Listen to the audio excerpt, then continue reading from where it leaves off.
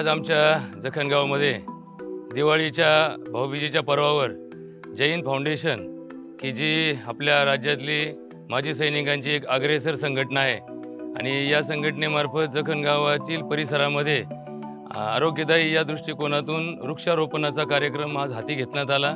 भाऊबीजेच्या दिवशी सकाळीच आमच्या जखणगावच्या पंचक्रोशीतील टाकळी खातगाव परिसरातील माजी सैनिक यांनी 111 रोपं अशी विविध चिंच, जांभूळ, त्याचबरोबर अनेक झाडांची अशी आंबा याप्रमाणे रोपं आज आणून गावामध्ये वृक्षारोपणाच्या कार्यक्रमाच्या निमित्तानं सकाळी ही भाऊबीज आपण साजरी करत आहोत। आमच्या गावचे चेअरमन, आमच्या गावचे पोलीस पाटील, गावातील सर्व नागरिक, महिला आणि तरुण वर्ग यामध्ये मोठ्या उत्साहाने समावेश झालेला आहे आणि ही 111 झाडं आम्ही यंदा भाऊबीजेच्या दिवशी पूर्ण गावात प्रत्येकाच्या घरी लागवड करणार आहोत आणि किंबहुना पुढच्या वर्षीच्या भाऊबीजेपर्यंत याचा एक वृक्ष तयार करून आणि पुढची भाऊबीज या वृक्षाखाली साजरी करण्याचा आमचा मनोदय आहे। हा फाउंडेशनचा जो उपक्रम आहे अत्यंत स्तुत्य आहे आणि अशा प्रकारे वृक्षारोपणाला एक निमित्त भाऊबीजेचं धरलं तर ही एक फार मोठी आपल्या राज्यामध्ये, देशामध्ये एक क्रांती होणार आहे। कारण कुठल्या तरी एखाद्या निमित्तानंच याचं आपण संगोपन करतो, तसं इतर ठिकाणी वृक्षारोपणाचा कार्यक्रम एक नाट्यमय परिस्थिती असतो। एक तास कुणीतरी एक फोटो काढण्यापुरतं झोड लावतं, नंतर त्या झाडाचं काय होतं हे सगळ्यांना माहिती आहे। परंतु ही सगळी माजी सैनिक मंडळी, आमच्या गावातली जखणगावचे सुद्धा आमचे सर्व माजी सैनिक या कामामध्ये, आमचे रिटायर सगळे शिक्षक लोक आणि आमचे सर्व ग्रामपंचायतचे पदाधिकारी, सेवा सोसायटीचे पदाधिकारी आज इथं उपस्थित आहेत आणि आम्हाला खात्री आहे की हा कार्यक्रम आम्ही 100% यशस्वी करून दाखवू। ही 111 झाडं जी आज लावलेली आहेत या सर्व झाडांचं यशस्वीपणे संगोपन करण्यासाठी जे काही भविष्य काळामध्ये श्रमदान लागेल किंवा पाण्याची व्यवस्था लागेल किंवा त्यांना कंपाऊंड लागेल, ग्रामपंचायतच्या माध्यमातून किंवा स्थानिक संस्थांच्या माध्यमातून, विविध सहकारी संस्थांच्या माध्यमातून आपण याचं आर्थिक नियोजन करूयात आणि भविष्यात असा प्रकारचा उपक्रम जर या फाउंडेशनने गावामध्ये दुसऱ्या माध्यमातून घेण्याचा निर्णय घेतला तर आमच्या गावामध्ये त्यांचं नक्की स्वागत असेल। आपण केलेल्या या योगदानाबद्दल जय हिंद फाउंडेशन व माजी सैनिक संघटना पंचक्रोशीमधले आमच्या जेवढ्या आहेत त्या सर्वांचं मी जखणगाव ग्रामस्थांच्या वतीनं, ग्रामपंचायतच्या वतीनं आभार मानतो।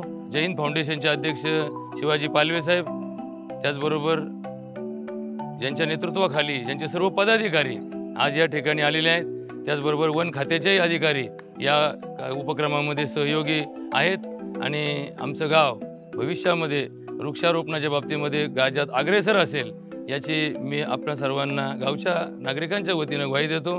तुम्हा सर्वांना दिवाळीच्या पर्वानिमित्त भाऊबीजेच्या लाख शुभेच्छा। धन्यवाद। जय हिंद। जय हिंद फाउंडेशन अहमदनगर अध्यक्ष शिवाजीराव पालवे मेजर यांच्या मार्गदर्शनाखाली वृक्षारोपणाचा कार्यक्रम राबवण्यात आलेला आहे।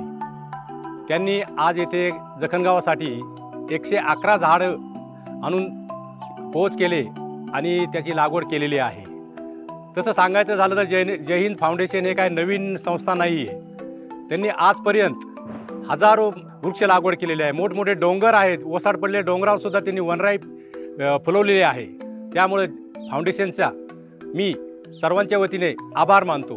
धन्यवाद। आज जय हिंद फाउंडेशन अहमदनगर आणि त्यांचे अध्यक्ष पालवे साहेब आणि आमचे जखणगावचे सरपंच, पोलीस पाटील, आमचे जखणगावचे माजी सैनिक आणि खातगाव येथील माजी सैनिक आणि ग्रामस्थ ह्या वृक्षारोपणचा जो कार्यक्रम आहे आज 7 वर्ष झाले हा कार्यक्रम राबवला जातो। आम्ही ज्यावेळेस पालवे साहेबांच्या बरोबर कोलोबाई त्या ठिकाणी जवळजवळ 7,000-5,000 झाडं लावलेत डोंगराच्या कडेला। आज तिथं जर प्रत्येक देवीच्या दर्शनाला जर तिथं गेले तर ते तुम्हाला कळेल। महाराष्ट्रात आणि नगर जिल्ह्यात प्रत्येक ठिकाणी हा कार्यक्रम राबवला जातो। हे एक कार्यक्रम असा आहे, याच्यात उदाहरण आपल्या देशावर आलेलं संकट कोरोना काळात मी स्वतः पाहिलं। झाडाखाली एक म्हातारी आणि म्हातारी ढोळपुरी तिथं त्या वृक्षाखाली लिंबाच्या तिथं त्यांना जीवदान मिळालं। ज्या लोकांना हॉस्पिटलमध्ये गेले त्यांना जीवदान नाही मिळालं, परंतु त्या लिंबाखाली राहून त्यांना जीवदान मिळालं। हे ह्या वृक्षारोपणचं आणि याचा हे कार्यक्रम आहे। शेतकरी वाट पाहतो, पाऊस नाही, बांधावरचे झाडं कापून टाकतो. तर ह्या वृक्षारोपणचा एकही प्रोग्राम आहे का आपले झाडं लावा, लोकांचं जीवन वाचवा. हे एवढं मी बोलतो आणि धन्यवाद करतो पालवे साहेबांना. आज आपल्या जखण गावात हा जो जय हिंद फाउंडेशनने वृक्षारोपणाचा कार्यक्रम ठेवला आहे, ही एक चळवळ आहे. ही चळवळ अशी जर फोफावत राहिली तर त्यातून असंख्य झाडे लागतील. झाडातून ऑक्सिजन तयार होतो, सावली तयार होते, पर्यायाने पाऊस पाण्याचं प्रमाण वाढतं. आणि त्यामुळे हे जे जय हिंद फाउंडेशनने हे जे काम चालू केलंय याला मी शुभेच्छा देतो आणि चळवळ अशीच वृद्धिंगत हो ही परमेश्वरचरणी प्रार्थना करतो आणि थांबतो. आज जय हिंद फाउंडेशन अहिल्यानगरच्या माध्यमातून जखणगाव या ठिकाणी आपण 110 झाडांचं वृक्ष वाटप आणि वृक्षारोपण कार्यक्रम या ठिकाणी आज दीपावलीच्या निमित्तानं आपण या ठिकाणी घेत आहोत. खऱ्या अर्थानं दीपावली हा सण संपूर्ण जगामध्ये भारतवासियांच्या माध्यमातून मोठ्या थाटामाटात साजरा होतो आणि एक बहिणीचं आणि एक भावाचं नातं त्या ठिकाणी आज दर्शवलं जातं. त्याच पद्धतीनं आमचा मानस आहे की माणूस आणि झाड हेही बहीण भावाच्या प्रमाणे नातं असावं. माणसानं झाड तोडू नये आणि झाडावर प्रेम करावं, कारण त्या झाडापासून आपल्याला फळे मिळतात, फुले मिळतात, ऑक्सिजन मिळतो, अनेक प्रकारचे औषधं त्या ठिकाणी झाडांच्या माध्यमातून मिळत असतात. म्हणजे एकंदरीत विचार केला तर या सजीव सृष्टीचा निर्माता माणूस आहे आणि या निर्मात्याचं काम आहे की या सजीव सृष्टीसाठी ऑक्सिजनची निर्मिती करण्यासाठी खऱ्या अर्थानं माणसानं धडपड करण्याची गरज आहे. कारण पशु पक्षी आणि प्राणी हे देखील झाडं वाढवण्याचा प्रयत्न त्या ठिकाणी खूप मोठ्या प्रमाणात करत आहेत आणि माणूस कुठंतरी कमी पडतोय असं त्या ठिकाणी आज आपल्याला चित्र दिसायला मिळतंय. म्हणून आज या दीपावलीच्या पर्वावर आम्ही बहीण भावाचं नातं तसंच माणसाचं आणि झाडाचं नातं वाढत जावं म्हणून या उद्देशानं आजचा हा जखणगाव या ठिकाणी कार्यक्रम घेतलेला आहे.